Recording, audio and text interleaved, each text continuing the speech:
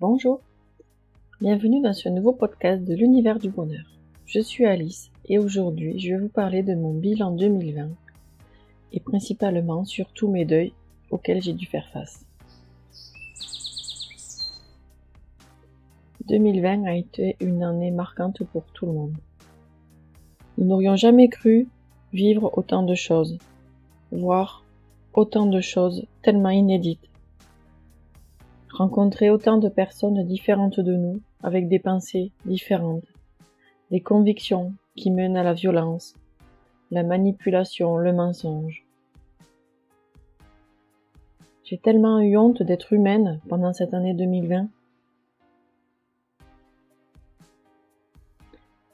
Il a fallu que je fasse avec, que je regarde à l'intérieur de moi pourquoi et comment réaliser un changement pour ceci. En 2020, ma mère est décédée, suite à un cancer. Les phases de deuil ont été, pour moi, elles étaient au départ inconnues, et ça a été un petit peu, voire même beaucoup difficile à accepter.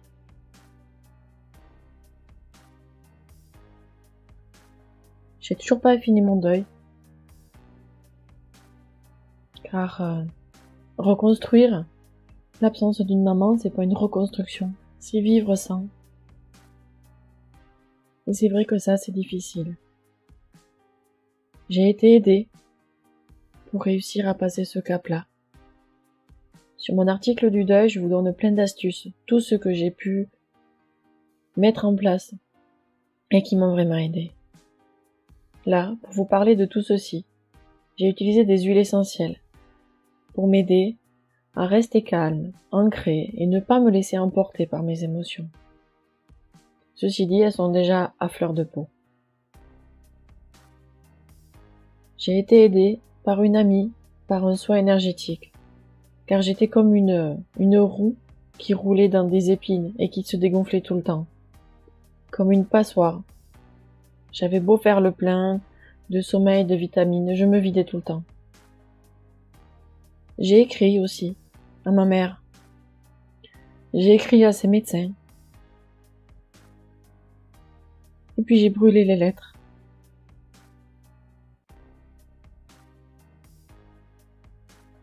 Donc ce deuil est toujours pas fini pour moi et je pense que ça prendra du temps.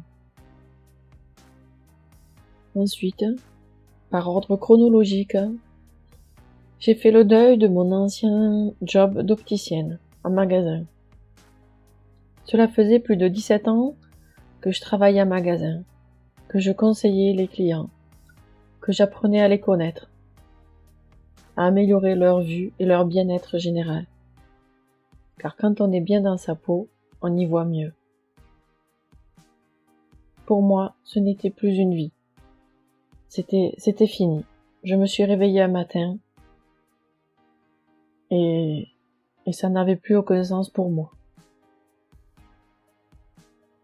Cette partie-là, je pense que cette partie du deuil est terminée. J'ai reconstruit sur un nouveau travail. Toujours dans le relationnel, toujours dans le commerce, mais un commerce collaboratif, avec des valeurs qui me correspondent. Économie de partage, relations humaines, conseils, services, joie, plaisir partagé, éco-environnement, faire attention à la planète, former des collègues sur des choses qu'ils ne connaissent pas, sur le bien-être, me former moi sur des nouveaux produits, des nouvelles choses que je ne connaissais pas. J'adore apprendre et je suis toujours curieuse et ça me plaît vraiment. Suite à ça, à la maison, nous avons eu un poisson rouge qui était malade. Nous l'avons soigné avec mes enfants. Nous avons harmonisé l'eau. Nous l'avons nourri directement dans la bouche, puisqu'après, il avait une nageoire qui fonctionnait plus. Nous l'avons magnétisé. Cela lui a permis de vivre encore un petit peu plus longtemps. Mais le jour où il est parti, ça a été une déchirure pour mes enfants. Vous allez me dire, ce n'était qu'un poisson rouge, mais pour nous, il faisait partie de la famille. Il vivait au milieu du salon. On le voyait tout le temps. Et puis là, Après avoir souffert, il n'était plus là. Je ressens tout, et ressentir la tristesse de mes enfants à ce moment-là, puisque nous avons enterré le poisson, nous lui avons dit au revoir, nous l'avons remercié. C'était très fort en émotion.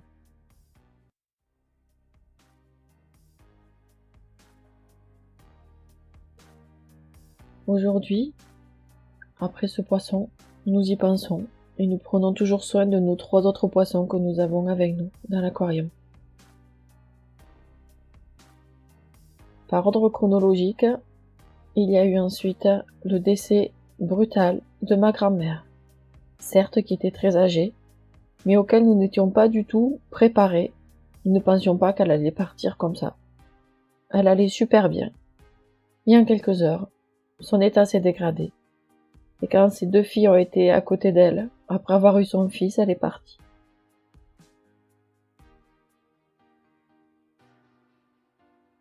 Et personnellement, à ce moment-là, j'ai beaucoup joué du piano. J'en ai joué, sans m'arrêter. Avec des fausses notes, toujours très fort, rempli plein d'émotions. Et c'est juste après que j'ai vu le message de mon père qui me disait que mamie était partie.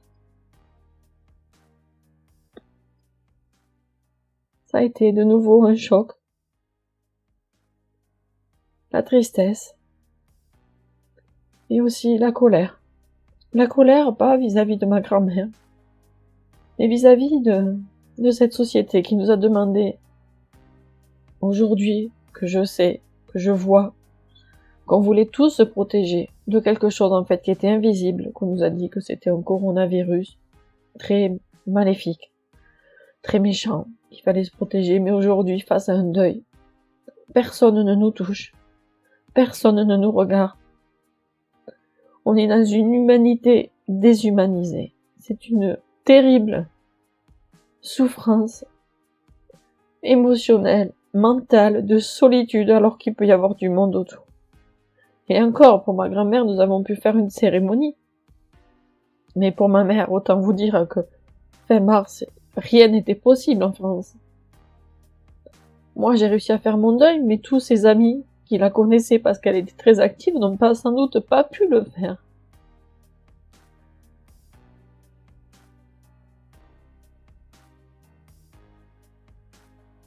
Pour cela, je crois que je suis encore en colère. Et ça mettra du temps à partir. Et j'essaie de faire en sorte que ça ne reste pas en moi, car ça va déséquilibrer tout mon être. Je sais que rien n'arrive par hasard. Je sais que tout est parfait. Que je dois faire en sorte d'y arriver, de passer au-dessus. Ou alors de laisser couler. Et puis, il y a eu le jour de mon anniversaire, notre chienne qui est partie, qui s'est éteinte. Au réveil, elle n'était plus là. Certes, en 15 jours, on avait vu faiblir, mais le week-end avant, elle avait fait des choses extraordinaires. Elle avait sauté de la voiture pour partir avec nous au bord du lac. Elle avait couru après des oiseaux, chose qu'elle ne faisait plus depuis 15 jours. En fait, elle avait dit au revoir à toute la famille. Et le jour de mon anniversaire, elle est partie. Alors certes, ces derniers temps, il était difficile de vivre avec elle. Elle vieillissait, c'était compliqué. On ne pouvait pas faire les choses qu'on faisait d'habitude, on s'adaptait en fonction d'elle. Et pourquoi est-elle partie ce jour-là, je ne sais pas. Sans doute pour me libérer, me dire vas-y, fonce, vis ta vie. Mais c'est vrai que c'est difficile.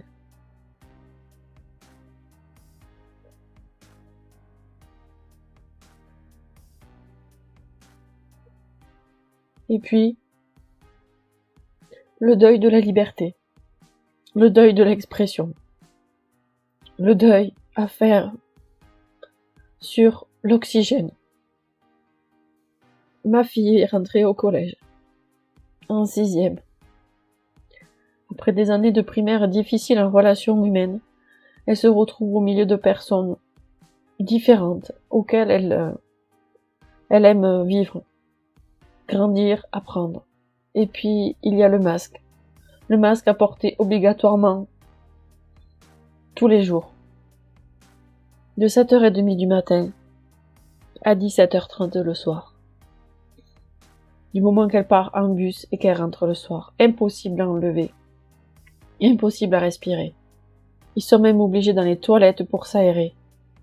Moi, dans mon souvenir, on quittait les toilettes parce que franchement, ça sentait mauvais. Ça puait. Et non, eux, ils s'aèrent dans les toilettes. C'est impensable. Et là, en plus, s'il y avait des études scientifiques qui montrent tout ça, qui démontrent l'utilité de tout ceci. Mais je crois que le deuil de la démocratie, le deuil de la liberté d'expression, nous ne pouvons plus dire ce que nous voulons. Sur les réseaux sociaux, nous sommes censurés. Nous partageons des informations et nous sommes filtrés. Nos comptes sont bloqués. Mais on voyait qu'en Chine ça se faisait. On se dit ben non, nous jamais. Mais en fait aujourd'hui c'est bien pire. Nous ne pouvons plus respirer, nous ne pouvons plus sortir dans les magasins. Si jamais maintenant on sourit à quelqu'un, il nous fusille du regard. Mais c'est tellement inhumain. Même en respectant les distances, même en souriant, les gens nous regardent comme si nous avions la peste. Mais où va-t-on? Nos grands-parents ont vécu la guerre. C'était des bombes, c'était des déchirures physiques. C'était vraiment de leur vie. Et ils étaient courageux. Il y avait eu même des résistants qui ont réussi à libérer pour pas laisser passer tout ce qui voulait être imposé. Et aujourd'hui, nous vivons sous la peur. Nous avons peur de vivre, nous avons peur d'avoir un virus.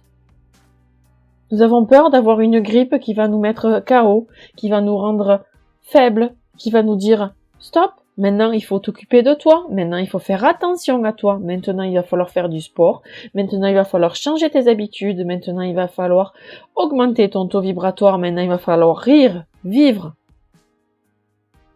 Et non, nous restons dans la peur. Nous n'osons même plus nous toucher. Quand il a fallu, pour les enfants à partir de 6 ans, mettre le masque, ça a encore été très difficile pour moi. Mon fils, qui venait de rentrer au CP, devait le mettre. Alors qu'ils sont 5 dans leur classe, ils sont à une table de plus d'1 mètre, soi-disant que c'était inutile il y a encore 12 mois. Qu'il y a 6 mois encore, c'était inadmissible que les enfants puissent le mettre, ni inenvisageable, parce que ils n'étaient pas porteurs et ils ne transmettaient pas. Aujourd'hui, même assis, ils sont muselés. Ils ne peuvent plus parler. Ils ne voient plus sur les lèvres. Mais soit dit en passant, comment font les sourds et muets? Il n'y a plus de bouche. Nous sommes sans bouche. Nous ne pouvons plus parler. Nous sommes censurés. Tous les médias parlent des mêmes choses. Il faut partir sur des médias complètement différents, sur d'autres pays pour réussir à avoir des informations.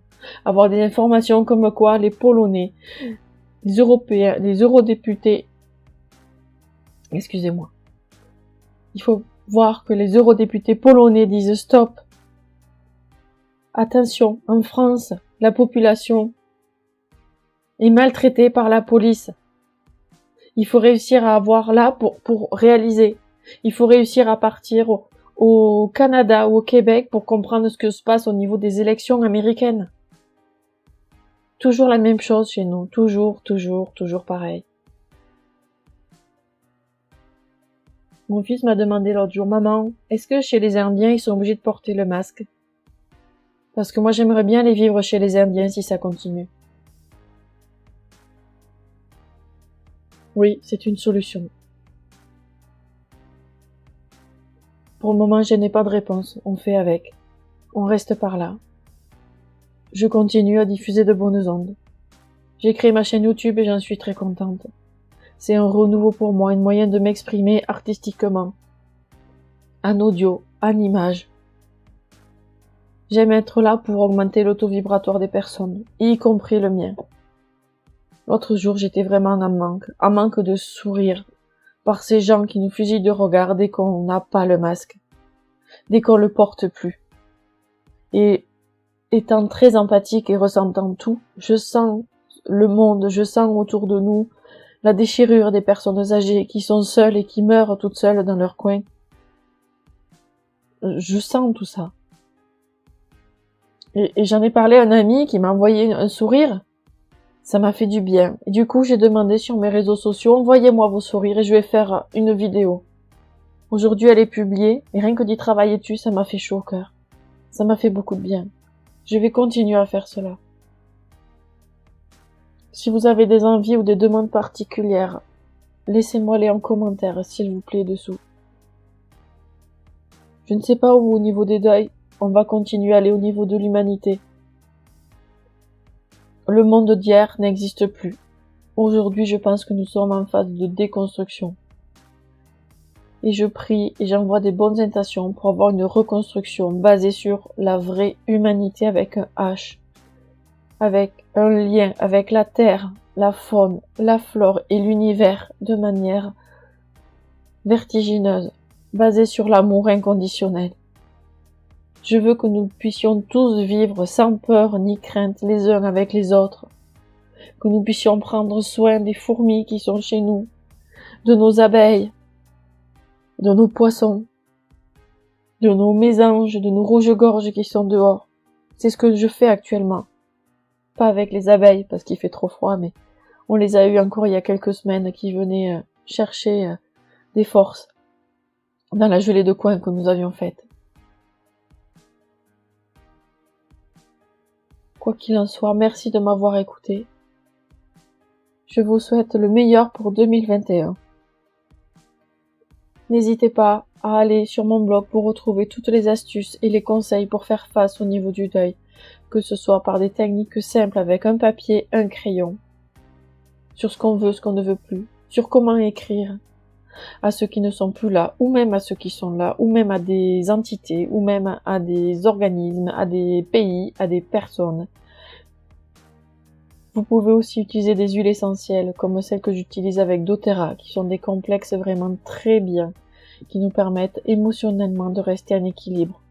Je vais essayer de développer tout ceci davantage en 2021 pour mieux vous accompagner vers le bonheur.